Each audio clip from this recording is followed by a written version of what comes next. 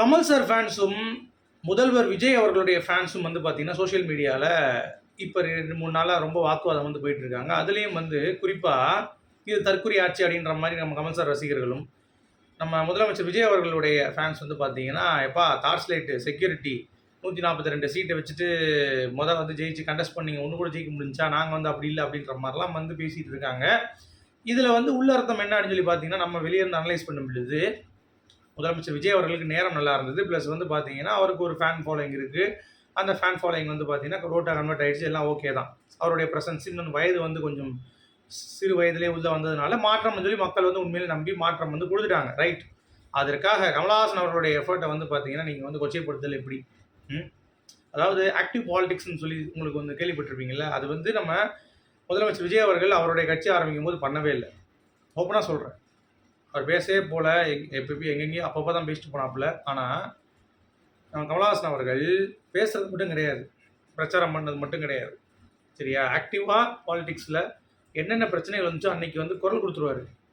ஏதாவது ஒரு இஷ்யூவா ஸ்ட்ரெயிட்டா வீட்டுக்கு போய் நிப்பாங்க. நெறைய இடத்துல அப்சர்வேஷன் போயிருந்தாங்க. ஸோ, மக்களுக்கு பெரிய லாஸ் தான் அது. அட்லீஸ்ட் எம்பியாச்சும் தேர்ந்தெடுத்திருக்கீங்க. மக்கள் நீதி மய்யம் சார்பாக உள்ள வந்து போயிருக்காரு. அப்படிங்கிறப்ப அங்க சில விஷயங்கள் கேள்வி கேட்டது, அவர் அந்த பார்லிமெண்ட்ட வந்து பார்த்தீங்கன்னா அதிர வச்சதெல்லாம் நம்ம பார்த்தோம். ஸோ, ஸ்கில்டான்னு கேட்டீங்களா? கம்பேரிட்டிவ்லி நம்ம கமலஹாசன் அவர்களோட முதலமைச்சர் விஜய் வந்து ஸ்கில்டான்னு கண்டிப்பா கிடையாது. அதனால அவங்களுக்கு ஒரு பேசிக் ரெஸ்பெக்ட் வந்து இருக்கு. ஸோ, அதனால நம்ம முதல்வர் விஜய் அவருடைய ஃபேன்ஸா இருந்தாலும் சரி, கமல் சாருடைய ஃபேன்ஸா இருந்தாலும் சரி, இத விட்டுருங்க அவ்வளோதான். இது வந்து கீப் ஆன் அவங்க 2 பேரும் தம்பி அப்படின்னு சொல்லிட்டு 2 பேரும் வந்து ஃபோட்டோ போட்டுக்கிட்டாங்க. இங்க நம்ம ஏன் அடிச்சுக்கிட்டு சாகணும்? ஓகேவா? ஸோ, அதனால திருப்பி அத வந்து எடுத்துக்காம ஒரு நட்பு ஒரு இதில வந்து பார்த்தீங்கன்னா, கடந்து போங்க அப்படிங்கிறது தான். ஏன்னா நெறைய நான் பார்க்குறேன். இந்த மாரி இப்படி பண்ணலாமா? அப்படி பண்ணலாமா? அப்படின்ற மாரி. அது நமக்கு தெரிஞ்சு தேவையே இல்லை. மக்கள் சிந்தித்து செயல்பட்டுருக்கணும்.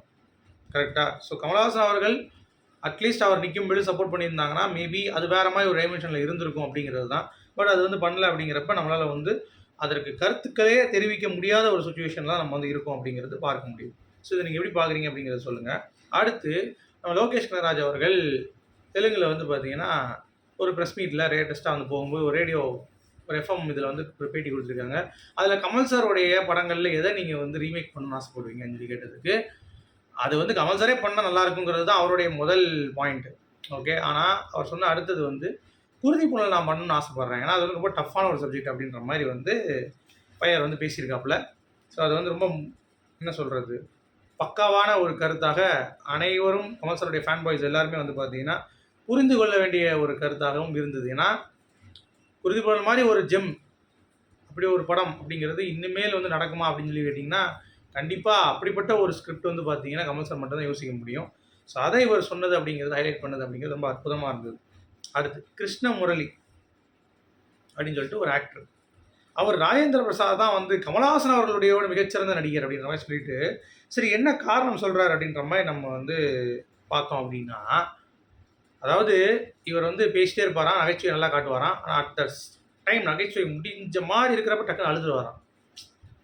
அப்படி ஒரு ஆக்டரு. அந்த மாரிலாம் கமலஹாசன் அவர்கள் கூட பண்ண முடியாது அப்படின்னு சொல்லி யார்ரா சொன்னா அப்படின்னு சொல்லி பார்த்தீங்கன்னா, ஒரு கோமாளி சொல்லியிருக்கான். கிருஷ்ண முரளி அப்படின்னு சொல்லிட்டு. நான் என்ன சொல்றேன், அது உங்க மனநிலை.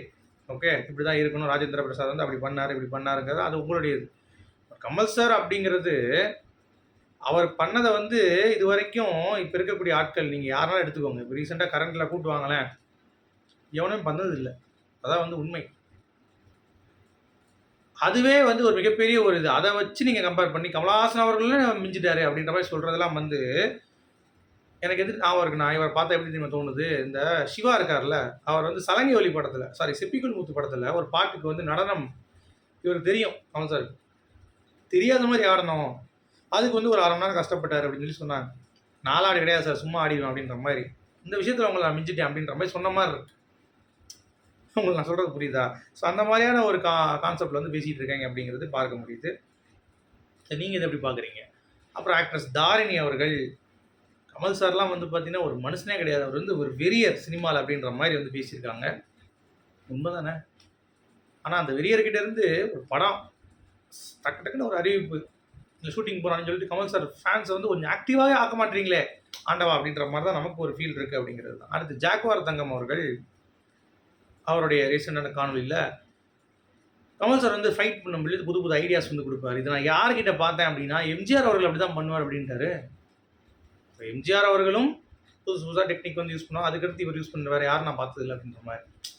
கமல் சாருக்கு எல்லா டிபார்ட்மெண்ட்டும் வந்து பார்த்தீங்கன்னா அப்படியே சொடக்கிலே பண்ணிட்டு போயிடுவார் அப்படிங்கிறதுனால இது வந்து கொஞ்சம் ஹைலைட்டான ஒரு விஷயமா இருந்தது. ஓகே, அடுத்து சிம்லாக்ரா அப்படின்ற மாதிரி ஒரு வேவ்ஸில் ஒரு ஓடிடிங்க நம்ம கமல் சாரோடைய பொண்ணு அக்ஷரா ஹாசன் வந்து பண்ணுறாங்க. வேவ்ஸ் ஓடிடி அப்படின்னு சொல்லிட்டு அதில் வந்து நாளைக்கு ரிலீஸ் ஆகுது 17ஆம் தேதி.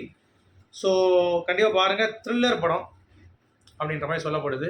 ஸோ எப்படி வந்து எடுத்திருக்காங்க அப்படிங்கிறத நம்ம வந்து பார்க்கலாம். அடுத்து கமல் சார் தான் சைல்டு ஆர்டிஸ்டாக இருக்கும்போது 500 ஆரம்பித்து அடுத்து 5000 அபூர்வ ராகங்கள், அடுத்து வந்து பார்த்தீங்கன்னா 1 கோடி ரூபா மகாநதியில், அடுத்து வந்து 150 கோடி ரூபா கல்கியில்.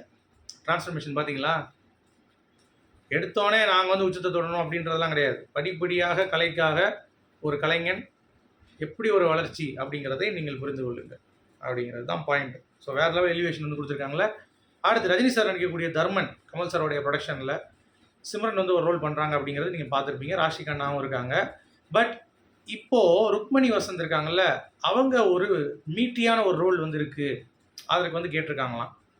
ஏன்னா அது பட்ஜெட் எங்கேயோ போயிடும் போலே அப்படின்ற மாதிரி நமக்கு வந்து தோணுது. பட் இருந்தாலும் இப்போ ராஷி கண்ணா சிம்ரன்லாம் வந்து பார்த்தீங்கன்னா ஓரளவுக்கு ரொம்ப ஃபீல்டில் இருக்கக்கூடிய இப்போ ஆட்கள் கிடையாது. கொஞ்சம் அவங்க வந்து போயிட்டாங்க ஃபீல்ட் அவுட்டு.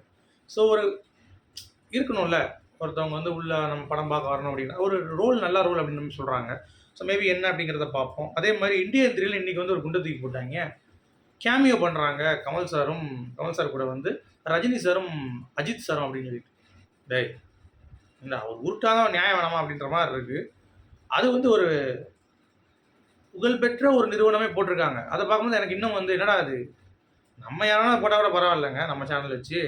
பட் ஒரு பத்திரிக்கை வச்சு அந்த பத்திரிக்கை பேர் வேண்டாம். பட் இருந்தாலும் அதை போட்டிருக்காங்க அப்படிங்கிறப்ப எனக்கு வந்து பார்த்துட்டு ரொம்ப ஷாக்காக இருந்தது. அந்த மாதிரி ஒரு வெங்காயம் கிடையாது. இப்போ இன்ஃபேக்ட் சங்கர் சார் வந்து இன்னொரு புது படம் 90 டேஸில் எடுக்க போகிறாராம். அவரோட பொண்ணை வச்சு இந்த மாதிரிலாம் வந்து பிளான் பண்ணிட்டு இருக்காருன்ற மாதிரிலாம் தகவல் வருது. ஸோ அதனால் இந்தியன் 3 வந்து இப்போதைக்கு பாசிபிள் வந்து இல்லைங்கிற மாதிரி தான் ஒரு ஃபீல். அடுத்து எஸ்டிஆர் 48 ஒரு பூஜை போட்டாங்களே, என்னாச்சு நீங்கள் கேட்குறது புரியுது. அந்த படம் எப்பயோ ட்ராப் ஆகிடுச்சு. அது வந்து இல்லை. கமல் சார் அவங்களுக்கு சிம்பு கொடுத்த அட்வான்ஸ்லேருந்து திருப்பியும் வந்து வாங்கிட்டாங்க. ஸோ கரெக்டாக அவருக்கு கொடுத்தவும் செஞ்சுட்டாங்க. அவங்க வந்து அங்கே ஒரு கண்ட்ரியில் போய் அவர் வந்து அதுக்காகவே பழகிட்டு இருந்தார், மார்ஷியல் ஆர்ட்ஸ்லாம். அதெல்லாம் வந்து பார்த்தீங்கன்னா செலவு பண்ணிகிட்டு இருந்தாங்க. பட் அது வந்து பட்ஜெட் ரொம்ப அதிகமானனால அதை வந்து ட்ராப் பண்ணிட்டாங்க.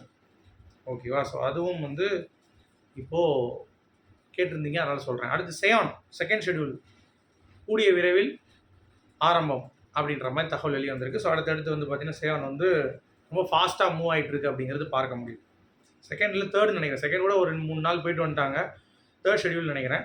ஸோ அது வந்து இப்போ ஆரம்பிக்க போகுதுன்ற மாதிரி தான். ஓகே, அடுத்து 1981 லாஸ்ட்டாக கமல் சார் வந்து தில்லுமுள்ளு அந்த ரஜினி சார் வந்து சேர்ந்தது.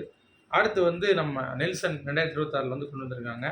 அந்த 2 ஃப்ரேம் போட்டு இன்றைக்கி ஒரு இது பார்த்தேன், அற்புதமாக இருந்தது பார்க்குறதுக்கு அப்படிங்கிறது தான். சரி, கேஸ் 238 கைமாறு போதாமே, ரெட் ஜெயின் பண்ணலையா அப்படின்ற மாதிரி தான் தகவல் வருது. இல்லை, ரெட் ஜெயின் தான் பண்ணுறாங்க. அது எந்த ஒரு மாற்று கருத்தும் இல்லை. அது தகவல் பொய். ஓகே, அடுத்து நெல்சன் 1000 கோடி ரூபா அவர்கிட்ட வந்து நிறைய பேர் பேசுகிறது கடுப்பாயிட்டாராம். ஏங்க படம் பண்ணுவாங்க 1000 கோடி, அதெல்லாம் அப்புறம் பார்ப்போம் அப்படின்ற மாதிரி ஓப்பனாக சொல்லிட்டாரு போல். நிறைய பேர் அது வந்து 1000 கோடி படம் 1000 கோடி வந்து படம் வந்து பண்ணணுன்ட்டு, அதெல்லாம் படம் நல்லா இருந்தால் பண்ணும் பண்ணுற ஒரே படம் போட்டாராம். சரி, உங்களுடைய கருத்துக்கு சொல்லி மீண்டும் சந்திப்போம்.